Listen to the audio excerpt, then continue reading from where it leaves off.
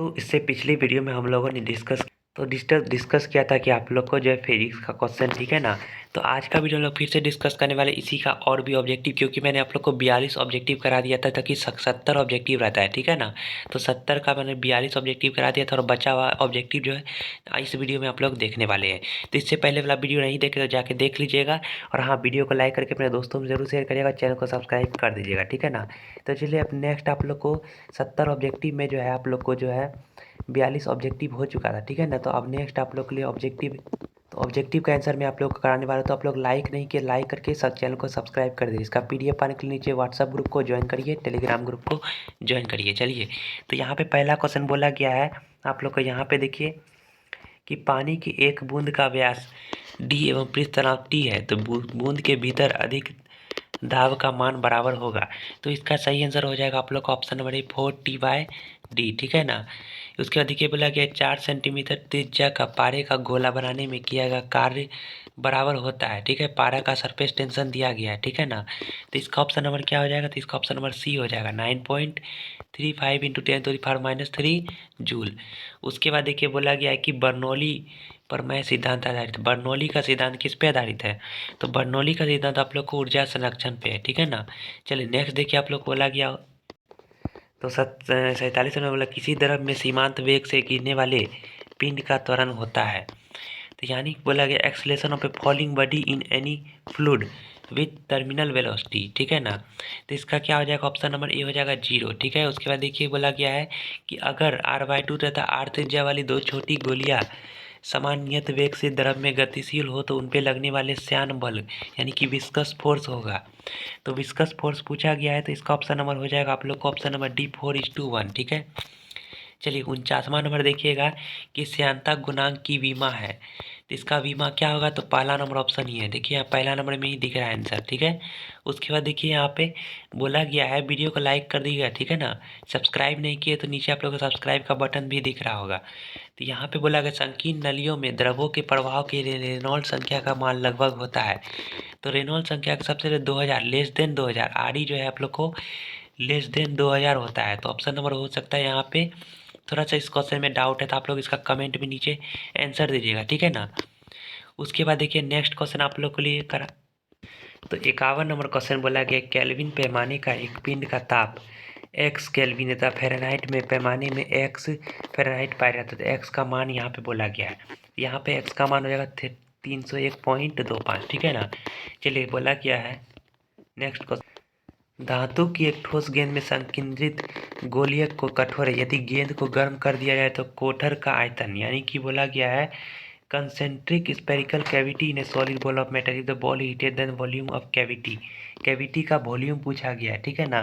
तो इसका सही ऑप्शन हो जाएगा बी, तो इंक्रीजिंग होगा, ठीक है, विल इंक्रीज बढ़ेगा। तो दाब बढ़ाने पे आप लोग को बर्फ़ का गलनांक क्या होता है, तो बर्फ़ का गलनांक जो है मेल्टिंग पॉइंट दाब के बढ़ाने पे क्या होगा, घटेगा, प्रेशर को बढ़ाएंगे तो। उसके बाद बोला गया 54 और पानी के वाष्पन की विशिष्ट गुप्त ऊष्मा का मान होता है, तो उसका मान कितना होता है, तो इसका मान आप लोग नीचे आंसर कमेंट में बताइएगा, तो ठीक है ना। कमेंट में एक बार जरूर इसका आंसर बताइएगा। उसके बाद बोला गया है देख ले 54 नंबर का क्वेश्चन एक बार फिर से देख लीजिए, इसका आंसर आप लोग को कमेंट में देना है, ठीक है। उसके बाद बोला गया है द्रव की अवस्था परिवर्तन के समय का ताप निर्भर करता है, तो किस पे निर्भर करता है, वो दाब पे, ठीक है।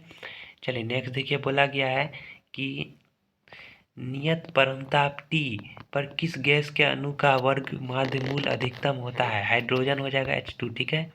उसके बाद बोला गया नियत दाब पर किसी गैस के लिए द्रव्यमान का आयतन है, तो द्रव्यमान का आयतन कितना होगा, परमताप के समान, यानी कि प्रोपोर्शनल टू एब्सोल्यूट टेम्परेचर।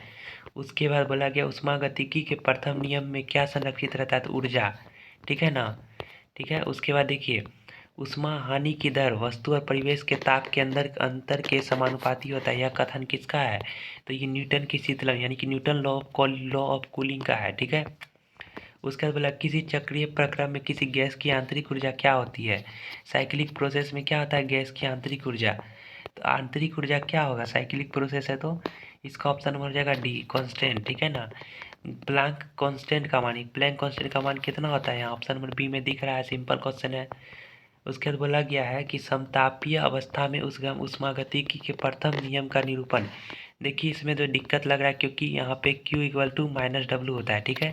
तो यहाँ पे आप लोग अपना खुद से देख लीजिएगा ऑप्शन 62 में।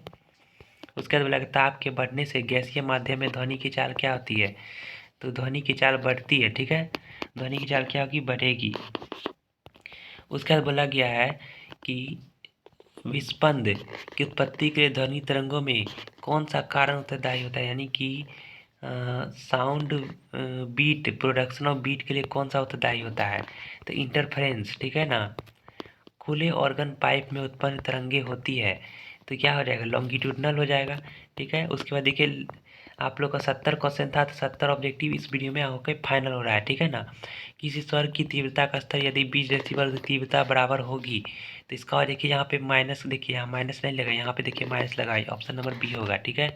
उसके बाद बोला गया है कि तरंगदैर्घ्य लेमडा की प्रगामी में दो निकटवर्ती निस्पंद के बीच की दूरी, यानी कि बोला गया stationary wave of wavelength lambda the distance between two consecutive nodes lambda by 2 हो जाएगा, ठीक है। चलिए आप लोग का 3 क्वेश्चन लास्ट बचा हुआ है। वीडियो को लाइक करके अपने दोस्तों में शेयर करिएगा, इसका सब्जेक्टिव भी आएगा, ठीक है। ध्वनि की प्रबलता निर्भर करती है किस पे, आयाम पे, एम्पलीट्यूड।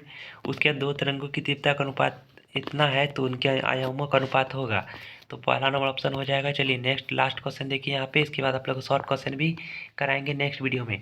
तो चैनल पे नए हैं तो सब्सक्राइब कर लीजिए, चैनल को अपने दोस्तों में शेयर करें। डोरी का तनाव बढ़ने से अनुपस्थित कंपन की आवृत्ति क्या होती है, कि with increase in tension in a string the frequency of transverse vibration.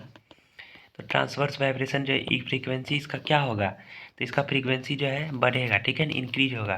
तो चलिए फाइनली आप लोग के लिए फिजिक्स का जो है कंप्लीट हो चुका है और केमिस्ट्री का वीडियो अपलोड कर दिया गया, बाकी भी अपलोड होगा। तो एक बार वीडियो को लाइक करके अपने दोस्तों में शेयर जरूर करिएगा, सब्सक्राइब करिएगा। Thanks for supporting, thanks for watching.